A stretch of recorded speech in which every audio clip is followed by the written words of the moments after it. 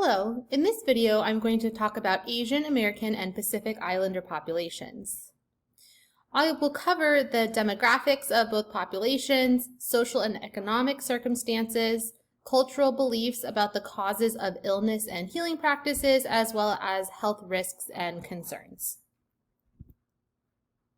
So, when we talk about Asian American populations, Asia is the largest landmass on the planet. So when we refer to a person as an Asian, we're not being very descriptive or specific. Some analysts break the continental landmass of Asia down into several parts. This includes South Asia, which includes Afghanistan or Bangladesh, India, and Tibet. They also include Southeast Asia, which includes the Philippines, Laos, Vietnam, as well as Cambodia, as well as the Far East, which might also include China, Japan, Korea, Mongolia, as well as Taiwan. Up until the year 2000, Asian actually included Hawaiians and Pacific Islanders into one population in the U.S. Census. However, these groups are very different, and we will talk about some of the differences in this video. According to the U.S. Census, there are approximately 22.2 million individuals in the United States that identify as Asian. This includes 5 million of Chinese descent, 4.4 million of Asian Indian descent, 4 million of Filipino descent, 2.1 million of Vietnamese descent, as well as 1.9 million of Korean descent and 1.5 million of Japanese descent. Asian Americans make up approximately 6% of the U.S. population, which has grown quite a bit since the 1960s. As you can see on this slide, both the number and percentage have continued to increase over time. Additionally, 59% were born in another country. There is geographic variation in the U.S. of individuals who identify as Asian, and so the darker blue states are the states that have a higher percentage of Asian Americans. In California, about 15% identify as Asian American, which is actually a lot higher than many other states. So now let's talk about some of the demographics of Asian American populations. 53% aged 25 years and above had a bachelor's degree or higher. This is higher than the general U.S. adult population, which is about 33.4%. Asian Americans have a higher median income compared to white families. However, there is variation among different Asian American populations. So, for example, the Hmong population has higher rates of poverty, and so it is different in terms of the Asian American population in general. There are similar rates of uninsured in Asian American populations compared to non-Hispanic whites. And about 52% of Vietnamese, 46% of Chinese, 22% of Filipinos, and 21% of Asian Indians are not fluent in English, meaning they do not speak English well. This is a really important factor to think about when providing healthcare and ensuring access to healthcare for these populations. We need to make sure that healthcare providers are communicating, additionally, in culturally appropriate ways. So now let's talk about Native, Hawaiian, and other Pacific Islanders. In 2017, there were about 1.6 million individuals in the U.S. that identified as Native Hawaiian and other Pacific Islander. This population is a lot smaller than the Asian American population. And so what we see is there's approximately 614,000 individuals who are Native American, over 200,000 that are Samoan, and 156,000 that are Guamanian. There is also some geographic variation in the United States. Compared to the map that we looked at of Asian Americans, overall there are very small percentages of Native Hawaiian and other Pacific Islanders in the U.S. And so you can see there are some larger populations up here as well as in Hawaii. So 23.3% of Native Hawaiian and Pacific Islander adults have a bachelor's degree. They have a lower median household income, so roughly $5,000 less compared to non-Hispanic whites. They do have higher unemployment rates at 5.8% compared to non-Hispanic whites. They tend to have higher levels of uninsured compared to non-Hispanic whites. And approximately 27.6% report speaking a language other than English at home. So again, we need to think about in terms of delivering healthcare, making sure that healthcare is accessible as well as culturally appropriate. So now let's talk about some of the health and beliefs of these populations. Their health and beliefs vary by country of origin and often even the districts within that country of origin. There is this common thread, a belief that the body must remain in balance to be healthy. So which belief system is this? Well, we talked about earlier in the quarter the naturalistic belief system, this balance that's trying to be achieved. Many belief systems incorporate medical systems with traditional practice within these populations. When we look at traditional Chinese beliefs about health and illness, there is this focus on maintaining harmony as essential to health, and also a balance of yin and yang, or also hot and cold. Vietnamese theories vary greatly by ethnic groups. The Hmong believe in interrelatedness of medicine and religion, and they also think of sickness as being due to a curse or the wrath of God. So which belief system is this? As we talked about earlier this quarter, this would be the personalistic belief system. Urban Vietnamese utilize a health system similar to traditional Chinese medicine. There's this focus on maintaining the balance, similar kind of to yin and yang theory. Living things are made of the four elements, so fire, air, water, and earth.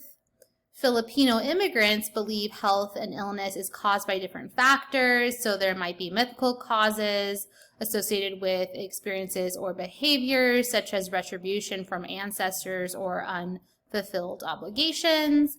There's personalistic causes as well, attributed to social punishment or retribution by supernatural beings.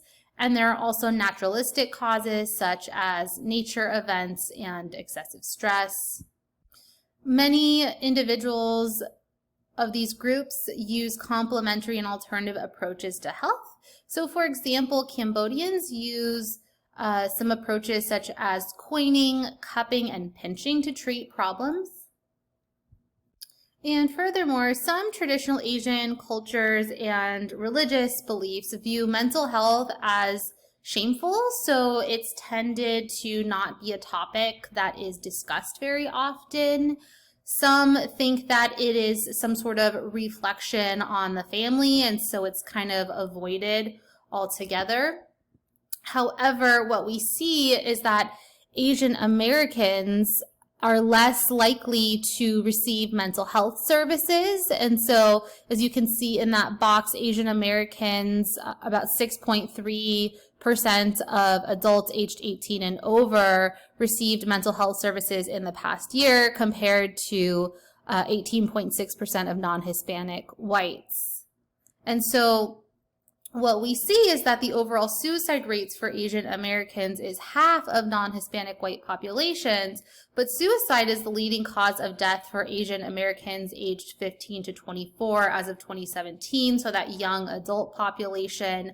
And then high school aged Asian American females are 20% more likely to attempt suicide. So this is a serious health issue within this population. And as a result of some of these variations between these populations, we do see some slight variations in the leading causes of death. And so, as you can see in Asian Americans, cancer is the leading cause, followed by heart disease, stroke, unintentional injuries, and then diabetes. And if you look over at the Native Hawaiian and Pacific Islanders, we see that there is some slight differences. So heart disease is actually the leading cause of death in this population. In general, in the US, it is cancer. So it's interesting that heart disease is at the top, and then followed by cancer, unintentional injuries, COPD, and stroke. Among Asian Americans, there is slightly higher life expectancy versus non-Hispanic whites. Some issues in this population include infrequent medical visits and language and cultural barriers in accessing care. They have higher rates of COPD, hepatitis B, smoking, particularly among some groups, liver cancer, and tuberculosis. So when we look at the smoking rates among Asian Americans, we see that there are differences between different groups of Asian Americans. And so at the bottom of this table, you can see that Vietnamese and Korean individuals smoke at significantly higher rates than some other populations of Asian Americans, like Filipinos or individuals who are Japanese, as well as Asian Indians and Chinese. Among Native Hawaiian and other Pacific Islanders, there is slightly higher life expectancy compared to non-Hispanic whites. However, they do have less access to cancer prevention programs and higher rates of smoking. They also have a rate of tuberculosis that is actually 38 times higher compared to white populations. So it is definitely a lot higher compared to white populations.